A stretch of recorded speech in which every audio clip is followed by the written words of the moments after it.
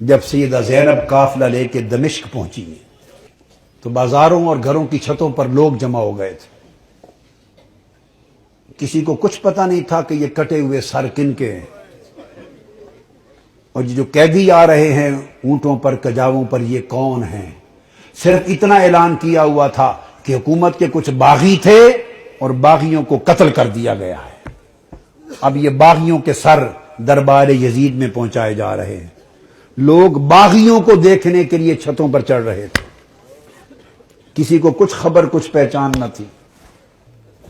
ہجوم ہو گیا، قافلہ رک گیا بازار دمشق میں۔ آج وہ بازار سوق حمیدیہ کہلاتا ہے، چھتا ہوا ہے آج بازار دمشق کا۔ وہ روٹ تھا جہاں سے وہ مسجد اموی جو ہے اس طرف دربار یزید کی طرف مڑ کے قافلہ جانا تھا۔ بھیڑ ہو گئی، قافلہ رک گیا۔ بھوک تھی، پیاس تھی، پریشان حالی تھی، تو چھتوں پہ جو لوگ چڑھ گئے تھے ان میں ایک خاتون بھی چڑھ گئی تھی، بوڑھی۔ اس خاتون نے دیکھا قیدی ہیں، مسافر ہیں، پریشان حال ہیں۔ اس نے پانی بھیجا، کچھ کھانے کی چیزیں بھیجی، کچھ کپڑے بھیجے، دوپٹے بھیجے، ضرورت کا سامان بھیجا۔ سیدہ زینب نے سارا کچھ دیکھ کر اس خاتون کو بلوایا۔ جب وہ قریب آئی تو فرمایا کہ بی بی، تو نے ہمارے ساتھ بڑی نیکی کی ہے۔ کوفہ سے لے کے دمشق تک کسی نے ہمیں پوچھا تک نہیں، کسی نے ہمارے حال کی خبر نہیں لی۔ تم کون ہو اور ہمیں کیا سمجھ کے ہم سے اتنی بھلائی کی؟ اس نے کہا میں اور تو کچھ نہیں، میں اپنی اوائل چھوٹی عمر میں مدینہ رہتی تھی اور حضرت سیدہ فاطمہ الزہرا کی خادمہ تھی۔ پھر جب ان کا وصال ہو گیا تو مدینہ چھوڑ کے دمشق آ گئی، پھر وہاں نہیں رہی۔ تو تم نے اتنی نیکی کی ہمارے ساتھ، کیا سمجھ کے؟ اس نے کہا مجھے اور تو کچھ معلوم نہیں۔ تو جب آخری وقت تھا حضور سیدہ کائنات کا تو میں نے عرض کیا بی بی مجھے کوئی وصیت کر دیں، وصیت کی عمر بھر عمل کروں۔ تو انہوں نے مجھے، جانتی تھی کہ میں دمشق سے ہوں، انہوں نے مجھے وصیت کی تھی، فرمایا تھا بیٹا ایک ہی وصیت ہے، کبھی قیدی نظر آئیں تو ان سے اچھا سلوک کرنا۔ زندگی میں کبھی قیدی نظر آئیں تو ان سے اچھا سلوک کرنا۔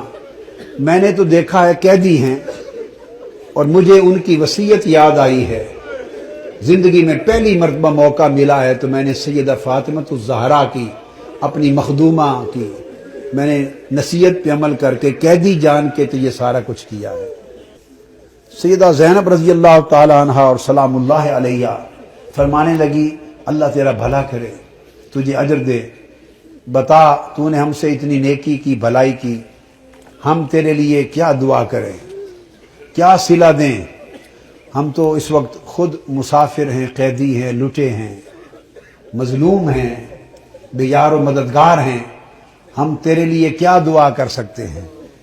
اس نے کہا بی بی میری ایک ہی آرزو ہے عمر بھر کی، وہ دعا کر دیں۔ پوچھا کیا آرزو ہے؟ اس نے کہا جب میں وہاں سے چلی تھی تو سیدہ فاطمہ الزہرا رضی اللہ تعالی عنہا کے چھوٹے چھوٹے شہزادے تھے، حسن حسین اور بی بی زینب، چھوٹے معصوم بچے تھے۔ اب زمانہ گزر گیا، میری اس وقت سے آرزو ہے کہ کبھی مجھے حسین اور زینب کی زیارت ہو جائے، دعا کر دے کہ مجھے ان کی زیارت نصیب ہو۔ بی بی زینب نے فرمایا تیری دعا قبول ہو گئی، میں زینب ہوں جو قیدی ہوں، اور جس کا سر کٹا نیزے پر دیکھ رہے ہو یہ حسین ہے۔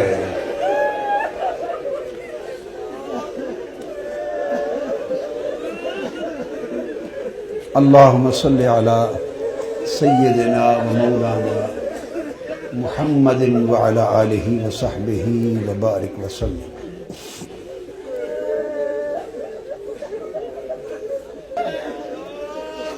پھر سیدہ زینب قافلہ لے کر جب دربار یزید میں پہنچی ہیں تو اس بدبخت نے حکم دیا کہ یہ جو قیدی ہیں میرے سامنے پیش کیے جائیں، اور گستاخانہ انداز کے ساتھ سیدہ زینب اور سیدنا امام زین العابدین کی طرف مخاطب ہوا۔ آپ کے ساتھ وہ ضعیفہ مائی تھی جو سیدہ کائنات سیدہ فاطمہ الزہرا رضی اللہ تعالی عنہا کی خادمہ تھی، اور جنہوں نے اپنی گود میں حسن حسین اور زینب کو پالا تھا۔ ان کا نام تھا فضہ۔ ان حضرت فضہ کا مزار آج بھی دمشق کے قبرستان مقبرہ باب الصغیر میں ہے، اہل بیت اطہار کے ساتھ ہی۔ وہ ضعیف تھی، ضعیف، اس وقت بوڑھی بڑھاپے کی وجہ سے جھک گئی تھی، کمر سیدھی نہیں ہوتی تھی۔ وہ کھڑی ہو گئی جوش میں کھڑی ہو گئی اور فرمانے لگی، بدبخت یزید، تم جن کو باندیاں کہہ رہا ہے، یہ قیدی باندیاں پیش کی جائیں، خبردار، یہ دنیا اور آخرت اور کل کائنات کی مالک و وارث ہیں، تاجدار کائنات کی شہزادیاں ہیں، تمیز سے بات کر۔ یزید نے اپنے فوجیوں کو دیکھا اور کہا کہ یہ بوڑھی خاتون کون ہے جو جسارت اور بے ادبی کر رہی ہے ہمارے دربار میں، اس کی خبر لو۔ اس کے فوجی اٹھے، انہوں نے تلوار لہرائی، ڈرانے دھمکانے کے لیے بی بی فضہ رضی اللہ تعالی عنہا کو۔ بس اتنا عمل کرنے کی دیر تھی کہ خود یزید کے فوجیوں میں درجنوں سینکڑوں فوجی حبشہ کے رہنے والے تھے، اور بی بی فضہ بھی حبشہ سے تھی۔ یزید کی اپنی فوج کے حبشی جوان، یک لخت 20 حبشی جوان تلواریں میان سے نکال کے کھڑے ہو گئے۔ ان کی جو قومی غیرت تھی اور وطن کی حمیت تھی، اس نے جوش مارا۔ اس نے کہا، خبردار، یہ ہمارے وطن کی ماں ہے، حبشہ کی ماں ہے، اگر کسی نے اس کی طرف ہاتھ بڑھایا تو تلواروں سے گردنیں کاٹ دیں گے۔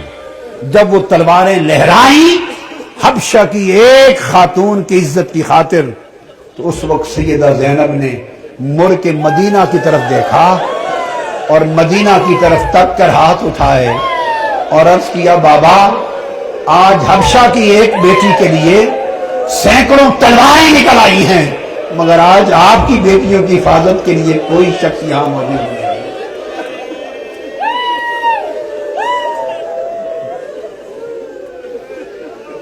اللہم صلی علی سیدنا و مولانا محمد وعلی آلہ وصحبہ وبارک وسلم۔ الصلاة والسلام علیکہ یا سیدی یا رسول اللہ وعلی آلکہ و اصحابکہ و اہل بیتکہ یا حبیب اللہ وعلی آلکہ و اہل بیتکہ و ذریتکہ یا حبیب اللہ